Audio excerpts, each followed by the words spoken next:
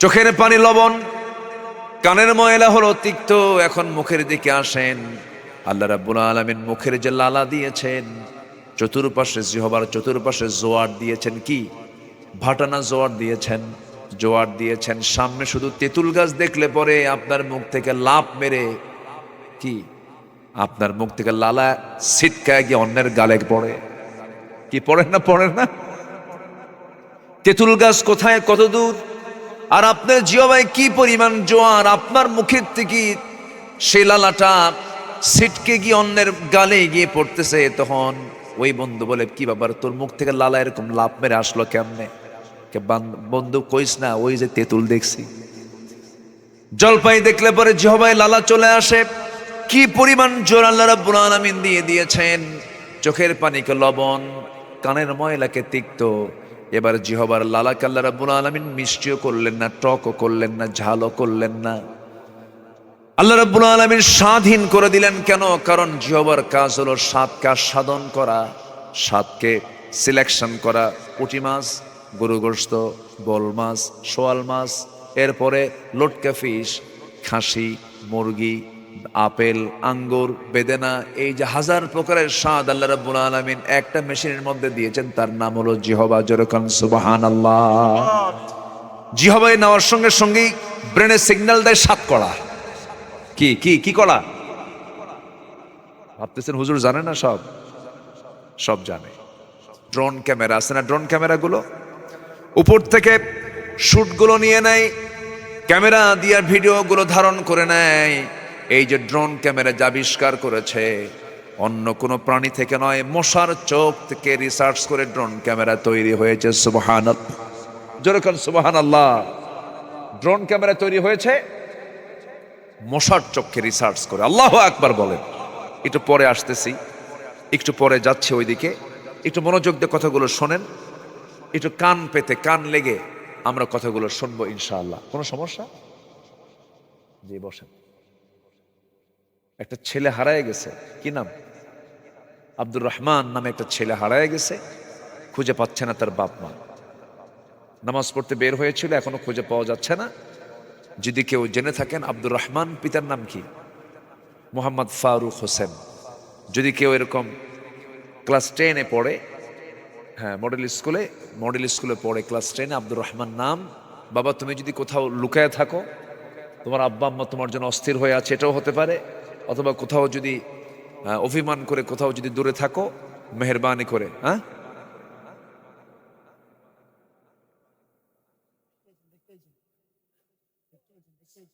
আচ্ছা ঠিক আছে, এখন আমার দিকে তাকান। এই ভাই কই যান? এই যে ফি মুশকিলা, হ্যাঁ বসেন। কষ্ট পাচ্ছেন নাকি আপনারা? এখন চলে আসেন, চোখ তো গেল, চোখের পানি মিঠা না লবণ বলেন তো? লবণ। কানের মধ্যে ময়লা আছে না নেই? কানের মধ্যে ময়লা, ইয়ার ওয়াক্স, এটা কি কানের ময়লাকে এলাকায় কি বলে?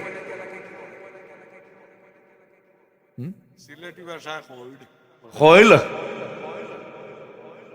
আচ্ছা ঠিক আছে, যেটাই বলে বলুক। এই রফিক ভাই কি কয়? ময়লা কয়, খৈর বলে। আচ্ছা, তাহলে এই ময়লা কিন্তু ময়লা নয়। এই ময়লাটার মধ্যে আল্লাহ রাব্বুল আলামিন মিষ্টতা দেন নাই, তিক্ত করে দিয়েছেন। তিক্ত কেন করলেন, মিষ্ট কেন করলেন না? এই ময়লা যদি মিষ্টি হতো তাহলে আপনি ঘুমায় যেতেন, নিথর দেহ, আপনি মরে যেতেন, ঘুমায় যেতেন। মিষ্টি আছে যেখানে পিঁপড়া যাবে, সেখানে আপনি বিছানায় ঘুমাবেন, সমস্ত পিঁপড়াগুলো জমা হবে বান্দার কানের মধ্যে। কান সাফ করবেন না, ঘুম পারবেন? বসে থাকা লাগতো, ঘুম পারা যেত না। হঠাৎ করে যদি কানের ভিতরে কোনো পিঁপড়া, কোনো পোকামাকড় যদি ঢুকেও পড়ে ভিতরে, আল্লাহ রাব্বুল আলামিন ওই ময়লাটা তিক্ত করার কারণে যখন সে তার খাওয়ার জন্য খাবার মনে করে, যখন সে স্বাদ নিতে নেয়, তিক্ত মনে করে ভাবে না এটা খাওয়া যাবে না, আস্তে করে ওই কান থেকে সে আস্তে করে বের হয়ে চলে আসে। আল্লাহ রাব্বুল আলামিন কানকে সিকিউর করার জন্য কানের ময়লাকে তিক্ত করে দিয়েছেন। জোরে কোন সুবহানাল্লাহ। চোখের পানি লবণ, কানের ময়লা হলো তিক্ত, এখন মুখের দিকে আসেন। আল্লাহ রাব্বুল আলামিন মুখের যে লালা দিয়েছেন, চতুর্পাশে জিহবার চতুর্পাশে জোয়ার দিয়েছেন, কি ভাটানা জোয়ার দিয়েছেন, জোয়ার দিয়েছেন। সামনে শুধু তেঁতুল গাছ দেখলে পরে আপনার মুখ থেকে লাফ মেরে কি আপনার মুখ থেকে লালা ছিটকায় গিয়ে অন্যের গালে পড়ে। কি পড়ে না, পড়ে না? তেঁতুল গাছ কোথায়, কত দূর, আর আপনার জিহবায় কি পরিমাণ জোয়ার, আপনার মুখের থেকে সেই লালাটা ছিটকে গিয়ে অন্যের গালে গিয়ে পড়তেছে। তখন ওই বন্ধু বলে, কি ব্যাপার, তোর মুখ থেকে লালা এরকম লাফ মেরে আসলো কেমনে? বন্ধু কইস না, ওই যে তেঁতুল দেখছি। জলপাই দেখলে পরে জিহবায় লালা চলে আসে। কি পরিমাণ জোর আল্লাহ রাব্বুল আলামিন দিয়ে দিয়েছেন। চোখের পানিকে লবণ, কানের ময়লাকে তিক্ত। এবার জিহবার লালাকে আল্লাহ রাব্বুল আলামিন মিষ্টিও করলেন না, টকও করলেন না, ঝালও করলেন না। আল্লাহ রাব্বুল আলামিন স্বাদহীন করে দিলেন। কেন? কারণ জিহবার কাজ হলো স্বাদকে আস্বাদন করা, স্বাদকে সিলেকশন করা। পুঁটি মাছ, গরু গোশত, বোল মাছ, শোয়াল মাছ, এরপরে লটকা ফিশ, খাসি, মুরগি, আপেল, আঙ্গুর, বেদেনা, এই যে হাজার প্রকারের স্বাদ আল্লাহ রাব্বুল আলামিন একটা মেশিনের মধ্যে দিয়েছেন, তার নাম হলো জিহবা। জোরে কোন সুবহানাল্লাহ। জিহবায় নেওয়ার সঙ্গে সঙ্গেই ব্রেনে সিগন্যাল দেয় সাত কড়া। কি কি কি কড়া? ভাবতেছেন হুজুর জানে না? সব সব জানে। কিভাবে সিগন্যাল দিয়ে দিল? একটা জিহবার ভিতরে কত স্বাদ আল্লাহ রাব্বুল আলামিন দিয়ে দিয়েছেন। আমার আল্লাহ তাআলা অসংখ্য 7 কোটি জিহ্বার মধ্যে দিয়েছেন। এই চোখের মধ্যে রং দিয়েছেন, প্রায় 1 কোটি রং দিয়েছেন। কেউ তো সুবহানাল্লাহ বললেন না? 1 কোটি রং দিয়েছেন। এই কানের মধ্যে আল্লাহ রাব্বুল আলামিন 1 লক্ষ 2 লক্ষ শ্রবণ কোষ দিয়ে দিয়েছেন। আর আমরা বলি, আল্লাহ তুমি আমারে কি দিলা কও? মালয়েশিয়ায় প্রোগ্রামে গিয়েছিলাম। এক বন্ধু সেখানে ব্যবসায়ী মানুষ, অনেক বড় বিজনেসম্যান, ব্যবসা করে। তার সঙ্গে মোসাফা করতে নিয়ে হাতের এই কবজিটা হাত দিলাম। হাতের কবজিতে হাত দিয়ে দেখি এই জায়গায় একটা ডিভাইস লাগানো, মেশিন লাগানো চলতেছে। মেশিন। বললাম, বন্ধু এই জায়গায় মেশিন কেন, কি হয়েছে? চোখে পানি চলে আসছে। বলছে, বন্ধু আল্লাহ পাক প্রচুর টাকার মালিক বানাইছে, কিন্তু আমার কিডনি দুটো অকেজো। সেই বন্ধু বলতেছে, আল্লাহ যদি আমার থেকে সব সম্পদ নিয়ে নিয়ে যদি আমাকে 2টা কিডনি ফেরত দিত, আমি বড় খুশি হয়ে যেতাম। চিন্তা করে দেখুন কিডনির কি গুরুত্ব। বলতেছে, বন্ধু সপ্তাহে 4 দিন আমাকে হসপিটালে যেতে হয়, ডায়ালিসিস মেশিনের সামনে বসতে হয় ডায়ালিসিস করার জন্য। রক্তকে ফাটাতে হয়। এই রক্ত যদি না ফাটাই, রক্ত যদি আমি ডায়ালিসিস না করি, আমি মরে যাব। আল্লাহ রাব্বুল আলামিন বান্দার ভিতরে 2টা কিডনি দিয়েছেন। একটা দিলেও চলতে ডাবল করে দিয়েছেন। চোখ একটা দিলেও চলতে ডাবল করে দিয়েছেন। কান একটা দিলেও চলতে ডাবল করে দিয়েছেন। এক কানে শুনে লোক আছে না নাই? এক চোখে দেখে লোক আছে না নাই? এরপরে 1 কিডনি নিয়ে বেঁচে আছে এমন লোক আছে না নাই? আল্লাহ পাক সব ডাবল ডাবল করে দিয়েছেন। বান্দা চলতে নিয়ে যদি হঠাৎ করে চোখ একটা নষ্ট হয়, আরেকটা চোখ নিয়ে যেন বেঁচে থাকিস। ওয়াইন তাউদ্দু নি'মাতাল্লাহি লা তুহসুহা। তুমি তোমার রবের নিয়ামতের গণনা করে শেষ করতে পারবা না। আমার বন্ধুগণ, সেই কিডনি ডায়ালিসিস মেশিনটার ওজন হলো, মানুষ যেটা বানাইছে তার ওজন হলো 100 কেজি। কয়শো কেজি বলেন? 100 কেজি। আর আল্লাহ বান্দার দেহের মধ্যে যে কিডনি দিয়েছেন তার ওজন হলো 200 গ্রাম। কয়শো গ্রাম? 200 গ্রাম। মানুষ বানালো 100 কেজি লেগেছে। 100 কেজি ছাড়া ডায়ালিসিস মেশিন বানাতে পারলো না। অথচ তার চাইতে আপডেট, তার চাইতে উন্নত আল্লাহ পাক মেশিন দিয়েছেন, কিডনি নামক মেশিন দিয়েছেন, ডায়ালিসিসের বিকল্প মানুষের দেহের মধ্যে দিয়েছেন। মাত্র 200 গ্রাম দিয়েছেন। যদি এমনটা হতো, আল্লাহ বলতেন, বান্দা তুই দুনিয়াতে চলে যা, মার পেট থেকে আয়। এরপরে তুই দুনিয়াতে আসার সঙ্গে সঙ্গে আমি আসমান থেকে 2টা কিডনি পাঠায় দেব। 200 কেজি। বলেন এখন ধানের বস্তা নিবেন না কিডনির বস্তা নিবেন? কত বড় বেকায়দা হয়ে যেত।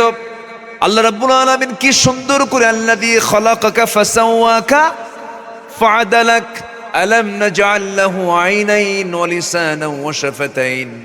বান্দা আমি তোমার সবকিছু সুন্দর করে ব্যালেন্স করে দিয়েছি, বান্দা চলতে ফিরতে যেন তোমার চুল পরিমাণ কষ্ট না হয়। জোরে বলেন সুবহানাল্লাহ। আল্লাহ বলছেন, বান্দারে সব দিয়েছি তোকে, কিন্তু বান্দা কত বড় অকৃতজ্ঞ, বারবার মেয়ে হয়, চারটা মেয়ের মা রাগের ঠেলায় আল্লাহ তোমার চোখ আসলেই কানা, যেরকম নাউজুবিল্লাহ।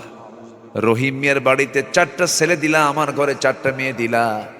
রহিম মিয়ার বাড়ির 2টা ছেলে আমার বাড়ির মধ্যে ঢুকায় দিয়ে আমার বাড়ির 2টা মেয়ে ওই বাড়ির মধ্যে ঢুকায় দিলে তো অঙ্ক মিলে যায়। দেখেন অঙ্ক করে ও আছে, এরকম অঙ্ক করার লোক আছে না নাই? আমার বন্ধুগণ, এই জায়গায় কারো হাত নাই। আল্লাহ যাকে যা দিবেন সম্পূর্ণ ক্ষমতা তার। ছেলে হলেও কখনো মন খারাপ করা যাবে না, মেয়ে হলেও কখনো মন খারাপ করা যাবে না। ইয়াহাবু লিমান ইয়াশাউ ইনাসাও ওয়া ইয়াহাবু লিমান ইয়াশাউ যুকুর আকিমা। আল্লাহ যাকে দেন ছেলে দেন, যাকে চান মেয়ে দেন, যাকে চান কিচ্ছু দেন না। ফায়সালা কার, যেরকম ফায়সালা কার। আমার এক মুসল্লি ছিল ঢাকায়, হেডমাস্টার তিনি, তার 7টা মেয়ে। কয়টা মেয়ে বলেন? 7টা মেয়ে। স্ত্রীর গর্ভে আবার সন্তান আসছে 8 নাম্বার। কয় নাম্বার? 8 নাম্বার। ওই হেডমাস্টার বলতেছে, হুজুর 8ম সন্তানটা আবার মেয়ে হয়েছে, আমি বড় খুশি হয়েছি, কিন্তু আমার আত্মীয় স্বজন সব চলে আসছে আমার বাড়িতে, 14 গোষ্ঠী সব আসছে। সবার চোখ গরুর মতো বানায় বলে, লজ্জা নাই শরম নাই, বাচ্চা বারবার নাও, আর বাচ্চা নিবা না, এই বাচ্চার নাম রেখে দাও ইতি, সমাপ্তি, আর না চাই না। কি বুঝতেছেন? হেডমাস্টার কয়, হুজুর আমার এরকম করে সব পরামর্শ দিল, আমি তো শিক্ষিত মানুষ, বুঝি। বললাম, শোনো, আমার এই সন্তানটার নাম রেখে দিলাম আশা, মানে আরো আসো।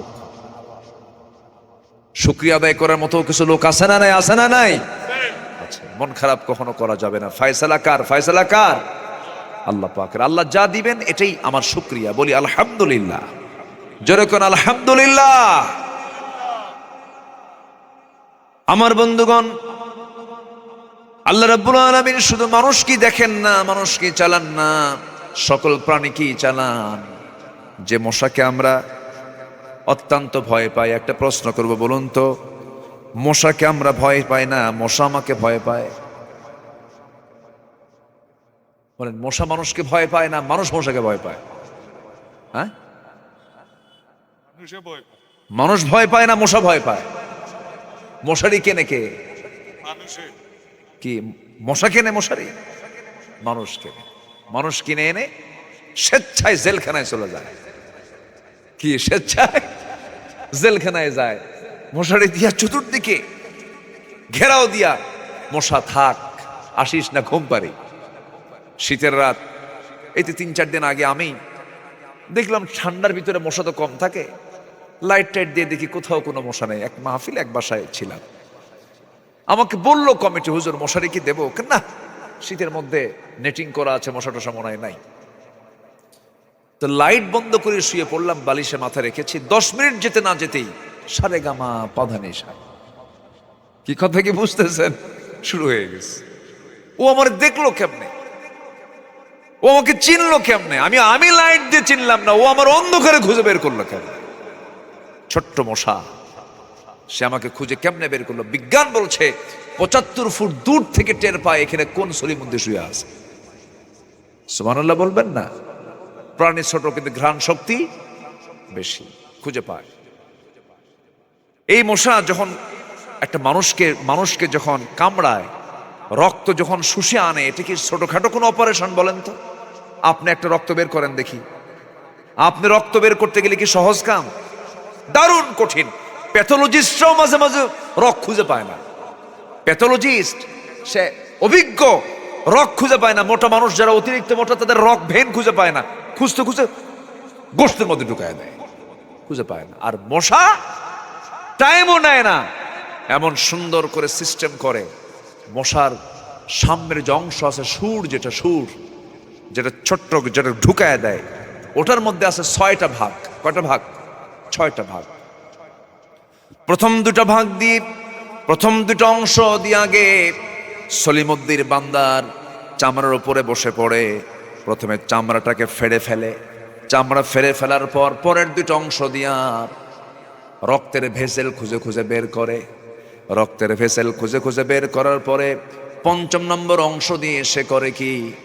কেমিক্যাল নিঃসরণ করে চতুর্দিকে সে কেমিক্যাল ছড়াইয়া দেয়, অ্যানেস্থেসিয়া করে, অজ্ঞান করে ফেলে, জায়গাটুকুকে অবশ করে ফেলে। আর মাঝে মাঝে ড্রোন ক্যামেরার চোখ দিয়ে বারবার তাকায় ওইদিকে, সলিমুদ্দিন কোন দিকে তাকায় আছে, সুবহানাল্লাহ বলুন না।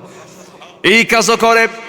আবার সেফ সিকিউরিটির জন্য আবার উপর দিকে তাকায় তাকায় দেখে, মুভিং আয়, চতুর্দিকে নড়াচড়া করে চোখটা সে দেখে।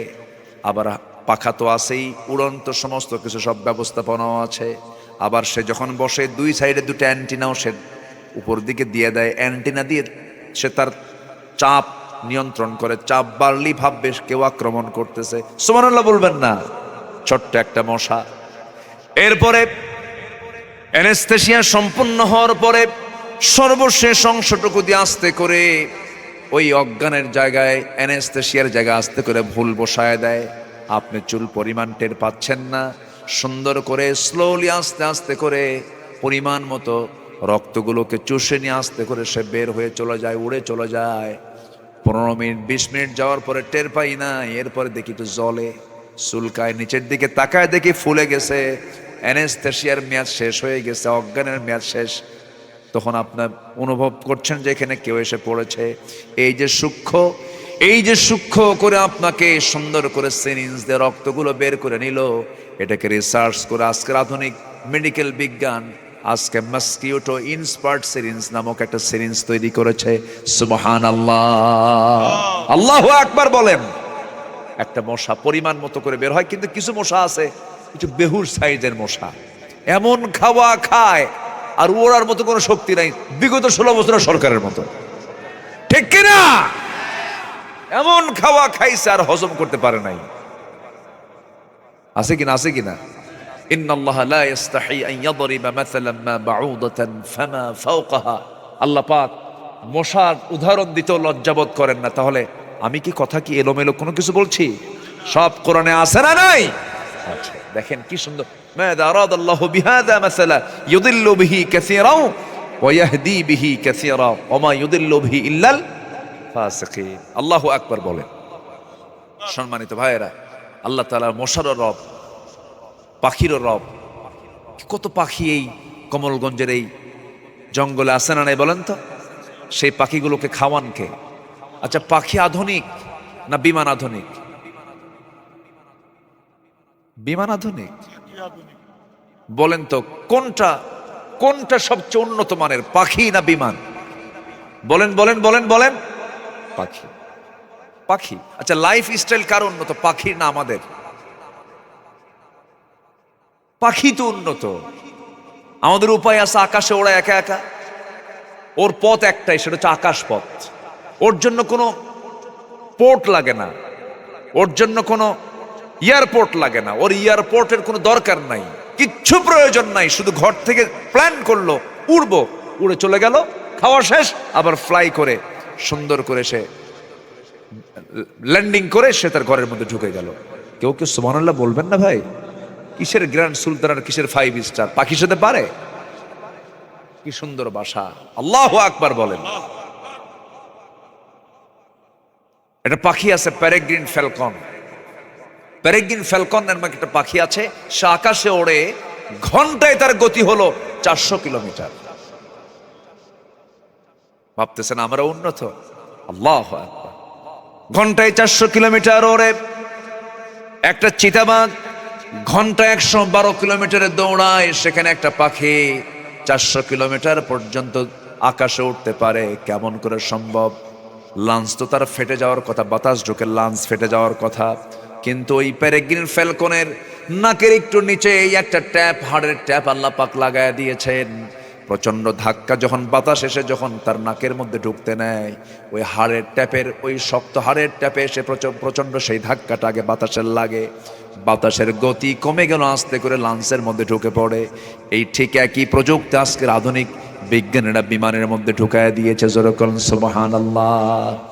পাখি থেকে বিমান না বিমান থেকে পাখি।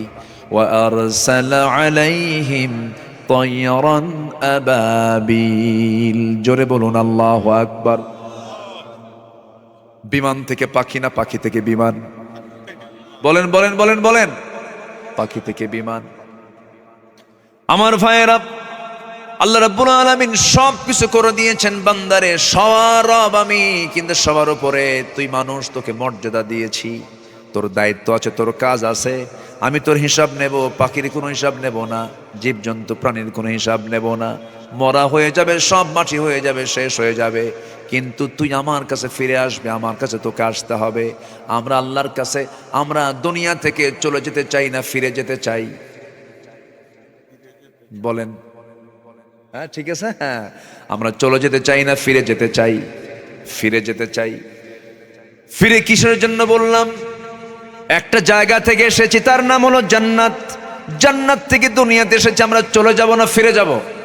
ফিরে যাওয়া মানে জান্নাতের জন্য চিন্তা করা, আর চলে যাওয়া মানে জান্নাত হতে পারে, জাহান্নামও হতে পারে। এই জন্য আমরা জান্নাতকে টার্গেট করে আমাদের জীবনটাকে সুন্দর করে সাজাবো। সেই জান্নাতকে পাওয়ার জন্য, সাজানোর জন্য যে পথ পন্থা সব কিছু আল্লাহ পাক যে কিতাবে বলেছেন, সেই কিতাবের নাম কি বলুন? কোরআনে কারীম। এই কোরআনকে আমরা শুধু ব্যক্তি জীবনে ট্রিট করব না, ব্যক্তি জীবনে শুধু ফলো করব না, ব্যক্তি, সমাজ, রাষ্ট্র, শাসন সব জায়গায় থাকার দরকার আছে না নাই? ইসলামী শাসন ব্যবস্থার গুরুত্ব কি? আল্লাহ রাব্বুল আলামিন গোটা কোরআনের ভিতরে একটা আয়াতে বলেছেন, সূরা হজের 40 নম্বর আয়াতে আল্লাহ রাব্বুল আলামিন সুন্দর করে বলছেন, যারা পারেন ঠোঁট মিলিয়ে বলুন, আল্লাযীনা ইম্মাক্কান্নাহুম ফিল আরদি আকামুস সালাহ ওয়া আতাফুস যাকাতা ওয়া আমারু বিল মা'রুফি ওয়া নাহাউ আনিল মুনকার ওয়ালিল্লাহি আকিবাতুল উমুর। জোরে বলুন আল্লাহু আকবার, আরো জোরে বলুন আল্লাহু আকবার। আল্লাহ রাব্বুল আলামিন বলেন, আমি যাদেরকে দুনিয়ার জীবনে রাষ্ট্রীয় ক্ষমতা দান করব, শাসনের দায়িত্ব আমি যাদেরকে দেব, তারা 10 দফা নয়, 19 দফা নয়, 14 দফা নয়, 7 দফা নয়, মাত্র 4টা আইন তারা রাষ্ট্রীয় পর্যায়ে কায়েম করবে। আমি আল্লাহ জান্নাতের টুকরা বানায় দেব। আমি আল্লাহ লাফাতাহনা আলাইহিম বারাকাতিম মিনাস সামাই ওয়াল আরদ, আসমান এবং জমিনের সমস্ত বরকতের দরজা খুলে দেব। শুধু 4টা আইন সমাজে তারা চালু করবে, রাষ্ট্রে তারা চালু করবে, শাসন ব্যবস্থায় তারা চালু করবে। নাম্বার ওয়ান হলো তারা কি করবে? আকামুস সালাহ, নামাজ কায়েম করবে। এই 54 বছরে যারা ক্ষমতায় ছিল, শাসন ক্ষমতায় ছিল, তারা কি নামাজ কায়েম করেছে না সুদ কায়েম করেছে? বলেন, নামাজ না সুদ? বলেন, যাকাত না সুদ? ভূমিকম্প কেন হয়? কি ঠিক আছে না? ভূমিকম্প হয় হলো সুদ থাকলে, ভূমিকম্প হয় হলো জেনা থাকলে, ভূমিকম্প হয় হলো সমাজে বাদ্যযন্ত্রের পরিমাণ যখন বেড়ে যায়, সেই সময় জেনার পরিমাণ বেড়ে গেলে। কি কারণ? আপনি কোরআন হাদিসকে না জেনে, না বুঝে এমনি একটা কারণ বলে ফেললেন। একজন তো এই দিল্লি থেকে বসেই বলে, আমার বিরুদ্ধে রায় হওয়ার কারণে পরপর 2 দিন ভূমিকম্প হয়েছে। কইছেন না এই কথা? কইছে। ওই আপডেট ভার্সন, মানে এরকমই দেয়, মাঝে মাঝে ডেলিভারি দেয়। রাগ করতেছেন নাকি আপনারা?